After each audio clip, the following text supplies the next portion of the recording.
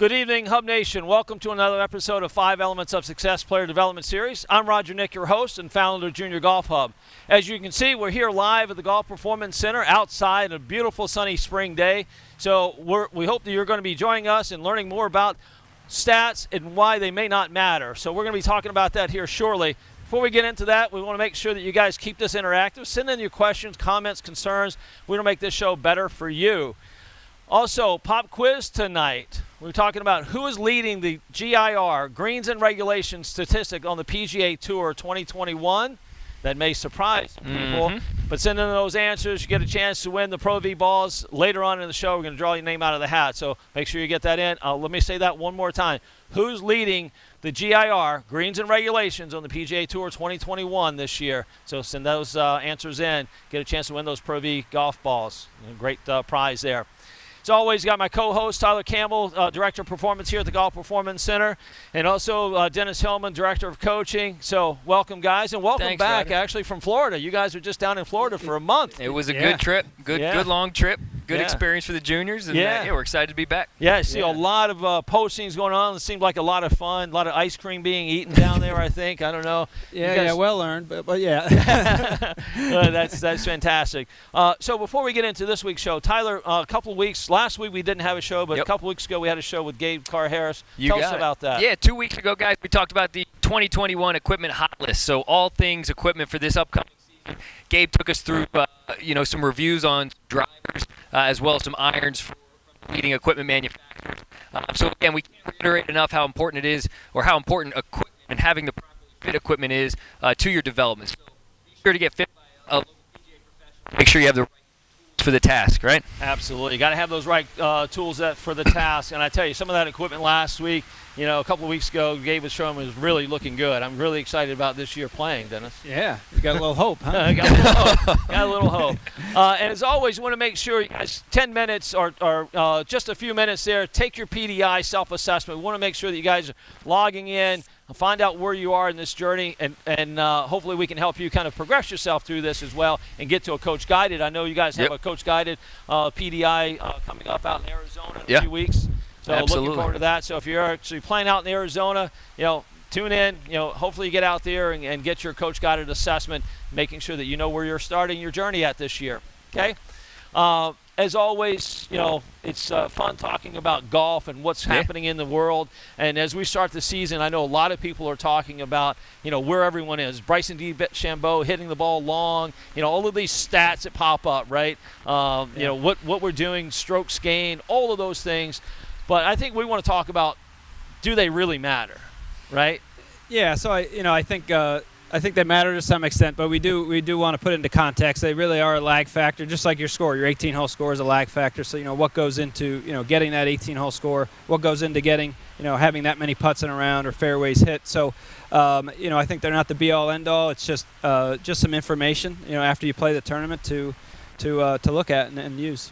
Yeah, I know a little bit later in the show we're going to have Alex Hume coming in, one of our lead coaches here at the Golf Performance Center, and talking a little bit more in depth of what we do here at the Golf Performance Center. But Tyler, what does that mean for the physical side of things? I think there's probably some stats that you want to keep track of. Absolutely. A little different than the golf side, but still extremely relevant in helping us track our progress and really determining whether or not we're developing, at the pace that we should be, or, it's a good for everyone. But, on the physical side, there's a few things in particular that we want to keep an eye on our journey, if you will. Starting with their height and weight. We know, the rate of your growth is going to fluctuate at different points throughout adolescence, and understanding when you're going through a growth spurt is important. So every 6 weeks or so, you should be just jot down your height and your weight, just keep a track of it, and you're going to see that ebb and flow, throughout. And obviously, as we've talked about in past episodes, there's certain styles of training and certain things we want to be aware of. From an expectation standpoint, if we're playing a tournament, if you are going through a growth spurt. So that's for starters, height and weight. We also like to track our functional movement screen score. So the functional movement screen is obviously a tool that we use to determine how an athlete is moving physically. It's a great way to quantify the athlete's level of function and just give us kind of a benchmark, if you will, over time. Do that every 6 weeks with our athletes as well. And you mentioned the coach guided assessment. Our full PDI assessment is what we take on both when they come into the facility for the first time, but also 4 times every 12 weeks we test, golf and physical skills, if you will. And so we're looking at the ability to control the body weight through their strength test, and then also the ability to generate power and transfer energy through the body in their power tests. So getting baseline numbers is very important at the beginning of the year, really to help us determine whether or not our programming is working. So if you guys are working with a trainer or a performance coach out there, and you're just going through the motions and you're showing up for your, reflect and say, hey, am I going through any type of assessment? Baseline numbers. How do I know that what I'm putting my effort into each week is paying off and I'm seeing differences? And again, check out the coach-guided assessment, or look out or reach out to us for a full PDI assessment, because it's a great tool to be able to determine whether or not you're working on the right things. Yeah, and I think that's so much valuable information right there, because I think we tend to kind of just get going with a program, and really not understanding the value of measurement. Sure. Right, and I think on the physical side, and Dennis, it relates really to skill acquisition. If I'm going through a growth spurt, it's definitely going to affect what's happening. So being able to kind of measure that and understand where you are in that continuum is really, really important factor. Yeah, there's no question. That we believe that which can be measured can be improved, and so looking at it outside of competition, just doing those assessments, seeing where your skills actually are, I think put the stats into context and actually help you learn from them more when there might be a difference between what shows up in an assessment and what shows up in competition. That's great information to figure out what's the gap and why is it not being translated into competition. Yeah, so I think as we're going to be talking more and more in depth tonight, when we bring Alex on, we're talking about what we're capturing here and why that's important. But as you talk about really kind of stats in general, there's also kind of a starting place for this, which is, do you know where you are? And meaning that, do I know where my skill level is, or my my skill proficiency is, so that I can know that when I go out there and take that tournament test, it's important that I know that, hey, maybe I shouldn't have an A grade on this. Maybe it is where it should be appropriately for my skill development. Yeah, absolutely. That's why we love the assessments, the full PDI assessment with 123 shots. It's a very comprehensive test of your skills, from 2-foot putts to drives, draws, and fades. So if you do that frequently enough, you will know where you actually are with your skills, and again, it'll just put it all into context. You'll be able to look at your stats after a round and say, okay, when you reflect and you really understand what actually happened out there. Yeah. Well, let's welcome on Alex Hume. Alex Hume, one of our lead coaches here at Golf Performance Center. Welcome onto the show tonight. Thanks, Roger. Yeah. So we're going to be talking about stats and where we are. So as one of the lead coaches here, and you're going out to tournaments, what are some of the things that you guys are capturing and why that's important to their development? Sure. So we use a book. We're still in the pen and paper method, but some of the things, and you'll see this on the screen, but some of the things we're capturing is we start with the course info. Fairways hit off the tee, greens in regulation, how many up and downs did you have, and how many putts did you have. Mental errors is a big one we keep track of. We put a lot of effort into the mental side here at GPC. How many penalty strokes did you have? And then there's a section that goes more in depth, so it gets into proximities off the tee and into the green, and also putting. Yeah. So you talk about greens and regulations, and I think that's one of the things we were talking about before we came on air, right? It's Stuart Sink, who leads the PGA Tour this year in greens and regulation, right? And so that's something that's important. Why is it important? Well, it's not the end-all be-all. I think Stuart Sink is, he might be leading, but I don't think I'm not sure he's won a golf tournament this year. So it's all those stats that go into that, building the skill that, like you said, it's just a end result or a test. So I think you have to look at the right stats and them as a whole to really understand how you're doing there. Yeah. So Dennis, as we're talking about what stats really mean, one of the things we discuss a lot is that skill challenge ratio, and kind of understanding what that gap really means, or what that actually means in itself. And you alluded to that a little bit earlier about, you got to know where you are, where your skill sets are, but you also need to understand the challenge that you're playing a golf course, what conditions we may be in. So, going out and playing in a tournament and getting the stats, we were talking about that. I think you mentioned that was like taking a quiz or a pop quiz in school. It says all you're really trying to do is identify, how am I learning? Yeah, exactly. I think that's a perfect way to look at it. You know, Bryson DeChambeau showed up last year. You know, Tyler's talked about it. He showed up last year at the U.S. Open, and they were asking him what this meant to him. You know, it's the U.S. Open. He said, well, it's just a marker. It's a marker for where I am, you know, just to give me information about where my skills are, how I'm playing, how I'm, you know, adapting and adjusting to the conditions. So, you know, again, that's the, you know, we know what he's doing right now. Obviously, taking a different approach to the game and having a lot of success, but don't underestimate how much of that mental approach or that perspective is really important to have. Yeah, so you're talking about measurement and you know, understanding or being able to improve what you can measure, and I think Bryson's taken that to the nth degree. Yeah, for sure. But I also think, listen, Bryson wasn't the only one. I think, you know, Tiger Woods has looked at this, Vijay Singh has looked at this. You know, he's not the only one, so let's not give him all the kudos, right? Sure. But it certainly is something that's relevant today. But Alex, as you're working with your junior golfers and you're coming in from a tournament and you've now looked at the stat book, if you will. What are you really trying to? What's the feedback that you're giving to the player based on their pop quiz today? Yeah, well, I think to begin with, we're looking at the PDI and what skills they have there, and then, like we talked about, the tournament is really the test of those skills.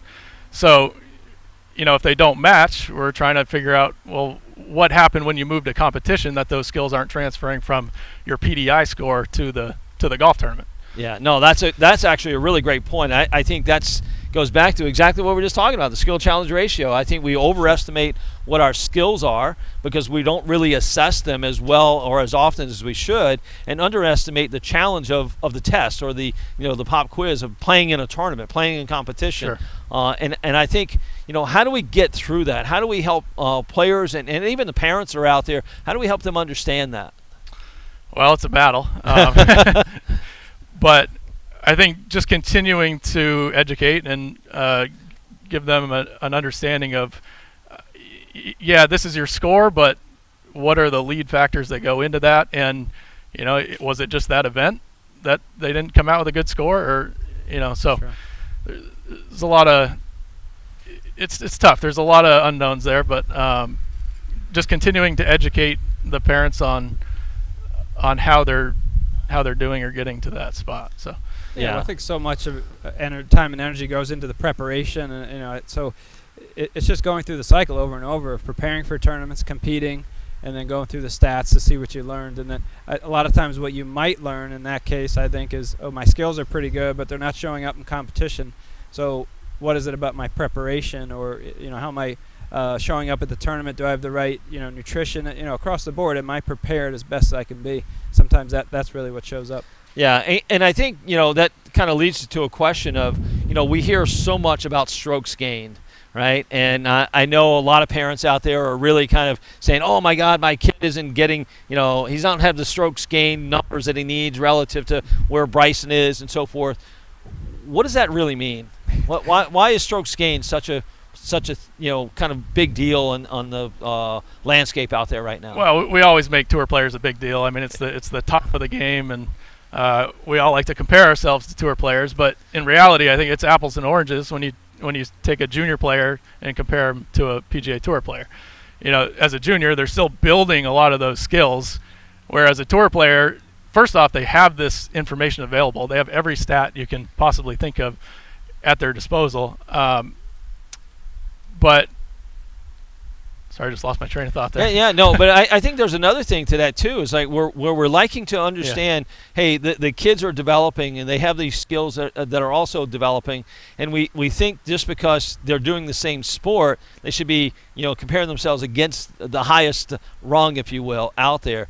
But what's missing is all of that knowledge that goes into what these tour players have of under different circumstances, under different conditions. So I think that's one of the things that people really don't understand. Like golf, you're never hitting the same shot twice. So how do you actually compare, you know, even one round to the next round as the same? Yeah, no, it's difficult. I think, you know, look, the tour players are the best players in the world. That's advanced golf, so I think those are advanced stats. They're very specific. You know, Alex and I were talking before. I mean, they're looking for, you know, like Phil Mickelson set out to improve a quarter shot a round, right? So he could win a U.S. Open because he kept missing by a shot. So, you know, he had to, you know, uncover every stone, look under everything, every single part of the game. Where can I find, you know, a quarter stroke? But I think junior golfers just trying to develop the basic skills. I think more basic stats make sense. Yeah, I mean, you bring up Phil, which it actually made me think about. I was played a few practice rounds with Phil, with one of the players, Chris Nyland, the head coach, and we're down at Pinehurst, and he had his book out, and he was making notes, and I was just curious, and I said, hey, Phil, what are you really marking down? He goes, well, I know when I miss the green on this side, I'm 62% more likely to get up and down because of this. Yeah. And I think that's the level that these players are at, where we're talking about junior players who really are just struggling, just controlling the golf ball, period. Yeah. Right, or at least having consistent golf, contact, period. Yeah. They really have so much more to learn about all the different conditions that they're going to be playing in.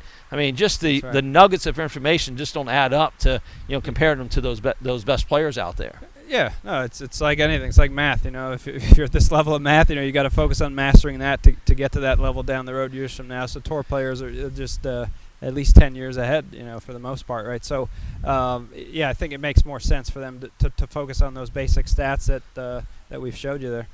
Yeah. So if I were looking at this and then said again, I want to go and I want to measure, or I want to track the stats. At what level do you start going, it really matters, or it doesn't matter? Yeah, it's a good question. I mean, well, we start with middle school, and a lot of the basic stats I think is good just for them to start to reflect on what they're doing out there, such as, just keeping track how many greens you hit and maybe how many fairways you hit and that kind of thing. But yeah, certainly as you get to a higher skill level, there's more things you're starting to look at. I think a lot of it is course management, what side of the golf course are you eliminating, and all that kind of stuff goes into a good game plan at that level. Yeah. Well, what it actually also boils down to, what you're trying to do is create better habits, right? Yeah. At the end of the day, keeping stats at a junior level is really just creating habits. Sure. It's creating that mindset that these all little things do matter, but it's not necessarily the information that matters. It's the idea of what I'm doing that matters. Yeah, no question. Just that consistency of that commitment level to do all the little things that add up. There's no one secret. Everybody, I think it's human nature to look for that one thing I can latch onto, and if I just focus on that, everything will be better. This whole thing will be easier, but there's just no easy path. There's just a bunch of little things that influence how you play. So there's no question that's a big part of our focus. Just build good habits. If you could build a good habit a month over time, you could really make a lot of progress. So, as we talk about player development assessments, right, and kind of understanding where they are, if you're taking a kid, through, maybe even an adult through it, I mean, it's not just for junior golfers, right? Sure. It's really for everyone. And you're looking at this, and you're going through, and you see that, wow, I noticed that you control the golf ball reasonably well, right?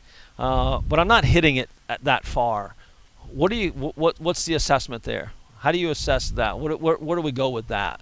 Somebody that's not hitting it far enough to compete at that level? Yeah. That's a good question. That's you don't hit it far enough to compete.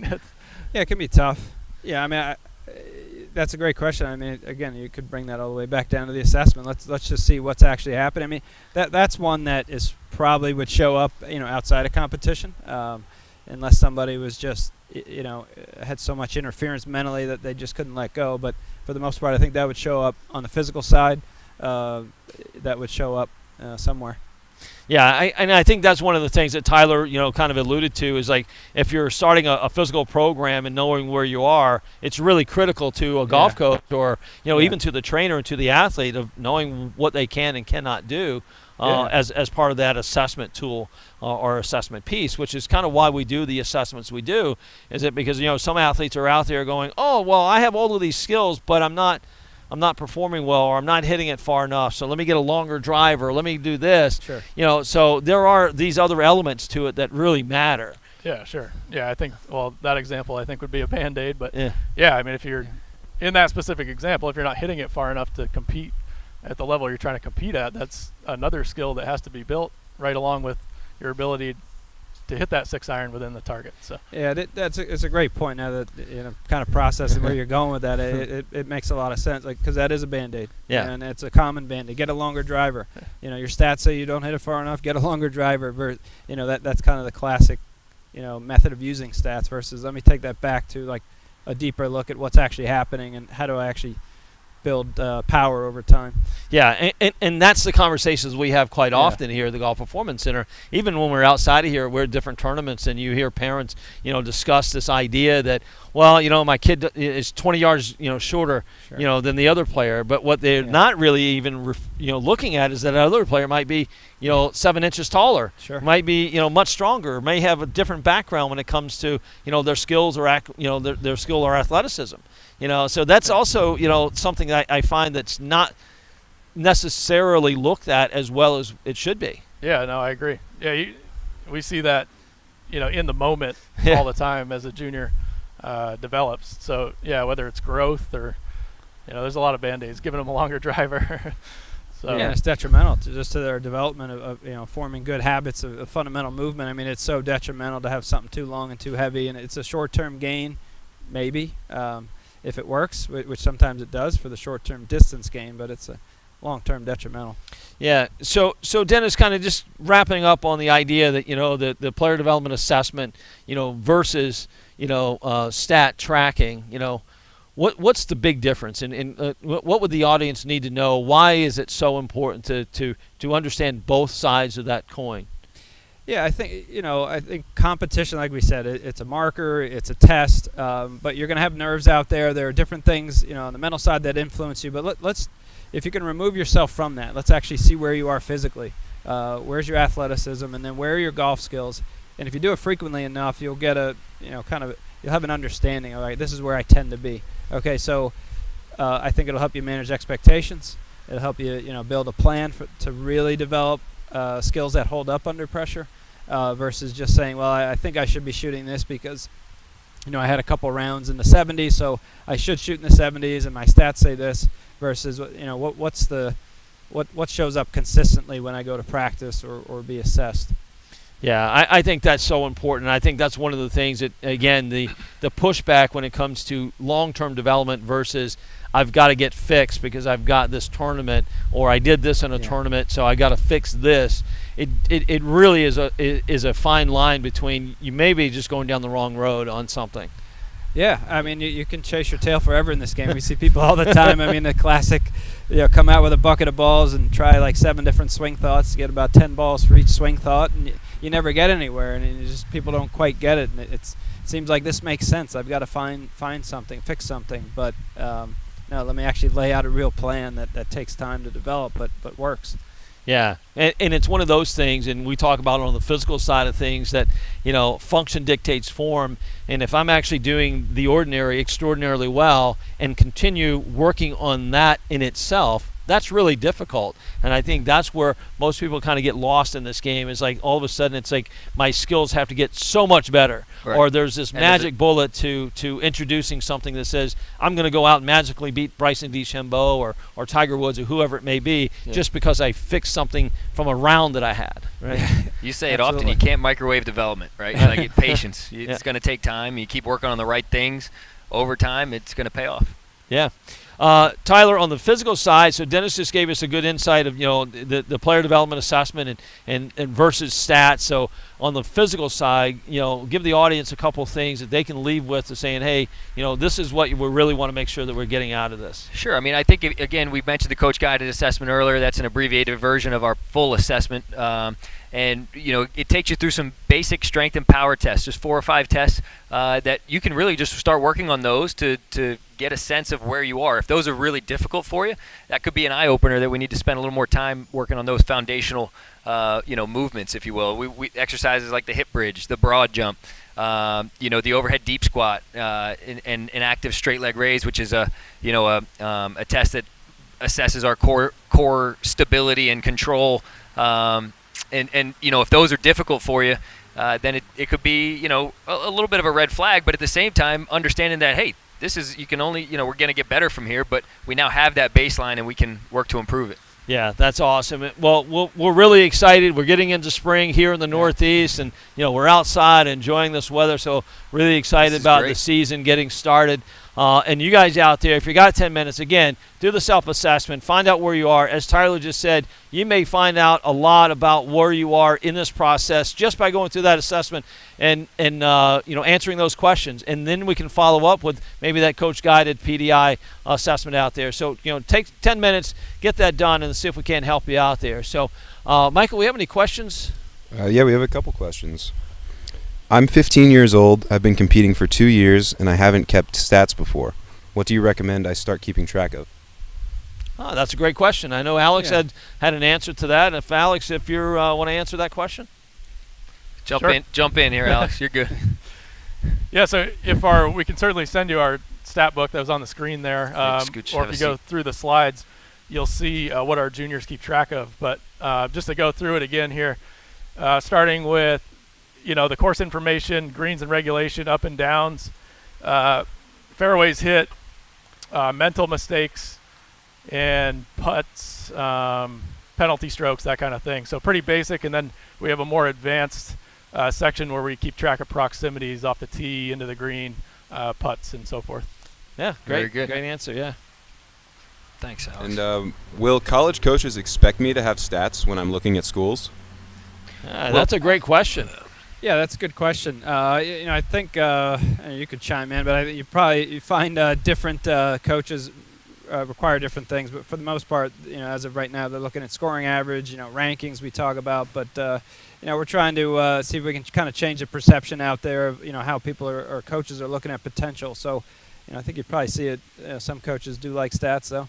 Yeah, no. I mean, coaches out there are looking for the most information they can about your game, what you're doing. So if you have your stats, track your stats. It also is a good indication that you actually really care. So coaches are looking at that as something that, if I'm really care enough to track the stats, I probably want to continue my development and improve as I get into the college game. So, yeah, that's a good thing to do. And the last thing I'll mention is, college coaches are looking for a well-rounded athlete, right? And again, just to mention it, this PDI full assessment gives them insight into that. And that PDI number that you get at the end of that assessment allows them insight into all aspects of your game physically, your golf skills, and also your tournament performance. So can't stress that enough in the sense that it's going to give them more information than just greens and regulation and driving distance. It's going to allow them to see the potential in you as an athlete and really where you could be once you're on their team. So yeah, great. That's it for questions. No more questions? All right, thank you. Thanks for those questions. Pop quiz. Our pop quiz winner this week was Andrea Sanford. Andrea Sanford, all right. Excellent. Way to go. So you got Stuart Sink as the answer on the PGA Tour 2021. He's kind of your age, Dennis. He's an old guy out there. Yeah, that's impressive. Yeah. Very impressive. What was his percentage? It was 74%? 74%. Yeah, that's pretty solid. Yeah, you can still do it at 48. It gives you some hope. Well, that was the thing with Lee Westwood there in that hot streak there a couple of weeks in a row. I mean, I think he was in the 80 percentile of greens hit in those events. Pretty impressive. Really impressive. All right, so that's going to be a wrap for this week. Again, thanks for tuning in. We always want to say thank you to our Junior Golf Hub, our sponsor. Make sure you download that app, get those coaches in your pocket, find that right fit for you. Take that self-assessment out there, find out where you are in your journey, and start asking the right questions to your coaches as well. And as always, we want to thank Ethan Allen Preparatory, achieving a greatness in the classroom, on the golf course, and in life. And guys, thanks so much. Let's enjoy this great weather and enjoy your journey out there. Get after it.